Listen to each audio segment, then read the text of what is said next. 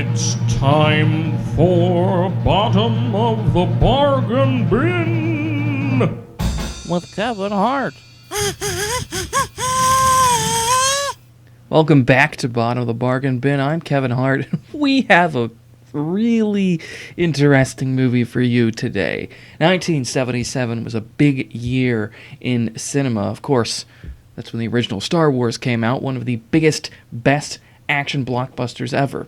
But there was another action movie in 1977 that you may not know about, and it's maybe for the better, although I'll let you be the judge of that, as we have this movie called The Car. Now, Star Wars might have lightsabers, might have blasters, the Death Star, the actual story and characters that matter, but does Star Wars have a car jump through a window and kill a woman? Tell me what to do, baby.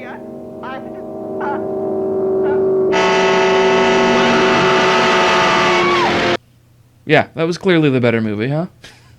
So The Car is a horror movie about a car that kills people, a car that has a mind of its own. Goes to this small town where nothing's happening and starts killing people, and a lot of these people are interconnected. I mean, it's a very small town, and this car is just killing people.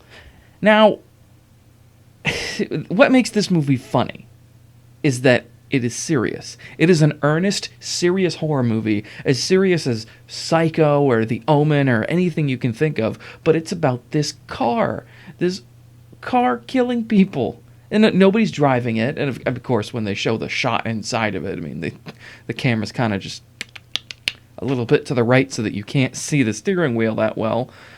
But no, they're like, oh my goodness, this car's invading the town, and we don't know what to do, and nobody's stopping and saying, so is there anybody, like, in the car? People ask if somebody's in the car, like, oh, I didn't see him. And even near the end of the movie, they're like, well, I didn't see who was in the car.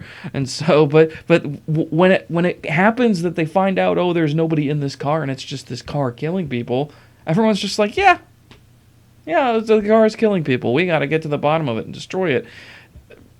People just accept it, and they are very adamant and gung-ho. We need to kill this car.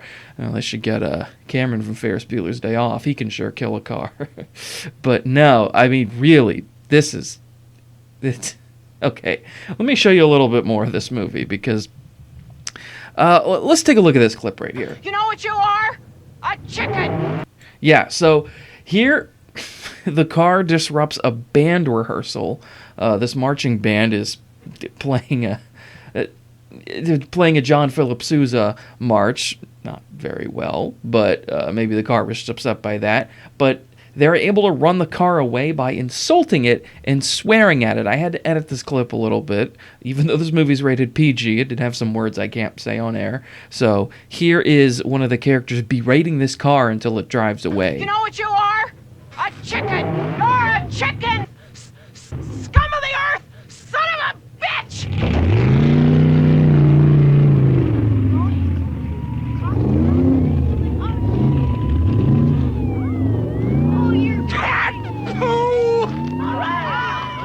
And they're all, like, really excited and happy. Look at this. They're like, yeah, you did it. Not, you were, like, yelling at a car and it drove away by itself. Nobody thought that. Yeah, so this movie stars James Brolin, the father of Josh Brolin. He's the main character, the name of Wade. Wade is the cop who is helping investigate this crime. The car ends up killing kills one of the main characters, a couple of them. Well, one of them you saw in that clip, and that's later in the movie. However, there is also a car. The car kills kills the sheriff in the movie. The sheriff is also trying to run some game on his high school sweetheart, which, like, the hell, you know, he's like 30 years older than her. It's pretty funny, but, you know, he really wants to get with his wife, and it's sad because, like, this high school sweetheart's getting beaten by her husband, but he's coming over to her and he's like, hey, you know, you can just say that this guy did these murders and we can run off to a hotel somewhere, like in front of his husband. It's really funny. It's not supposed to be funny, but again, this movie's so serious. There's all this drama. There's all this. Oh, this is such a scary monster, and it's a car that can somehow drive itself. Now, James Brolin does fine. Probably the best actor in this is Ronnie Cox. You might know him as Lieutenant Bogomil from Beverly Hills Cop, Dick Jones from RoboCop, and he plays a cop again in this movie. Of course, this is one of his earlier roles after Deliverance, but it was still one of his very early roles. So he's pretty young, but he's very naive. One of the people who's killed is some kid who went to church with him and lied to his mom and ran off with his girlfriend. And he's like, well, he would never do that. I know for a fact that this isn't the kid who died. And, of course, it's him. And, But yeah, he has these intense scenes. And, again, he is really the best part of this movie, I must say, as far as performances goes. Because he really gives it his all. Some of the other people in this are like, eh. And again, taking the movie as seriously as they do, it just comes off as funny for a lot of the scenes. Especially this one, which I'm not sure if they didn't have, good special effects. Well, they don't have really good special effects. The ending kind of does, but a lot of this is not very good in terms of how the special effects look. I got the car and everything going in. So James Brolin gets into a standoff with the car, and he's going to take it down. This is when he still thinks somebody's driving it, so he's trying to take the guy in the car down, not knowing that nobody's in the car. But here's how the standoff goes.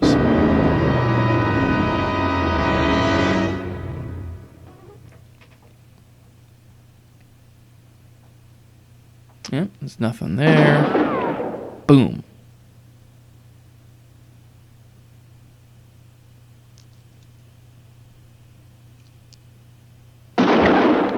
Still nothing. Oh, here he goes.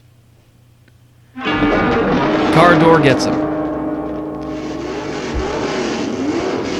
Not only that, but now the car is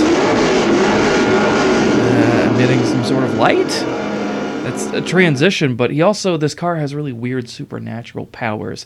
Yeah, that weak knock of the car door sends him to the hospital where he's recovering. And that's when, afterwards, that's where this scene that I showed at the beginning comes in. Tell me what to do, baby.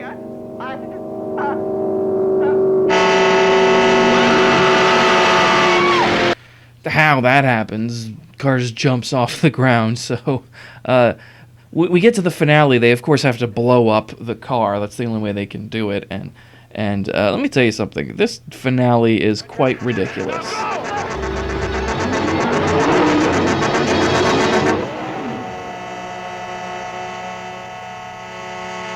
Hit it! Hit the damn thing! This movie was recently released on Blu-ray and was kind of just obscure for a while. I found this on Netflix, actually, so if you have Netflix, you can watch it.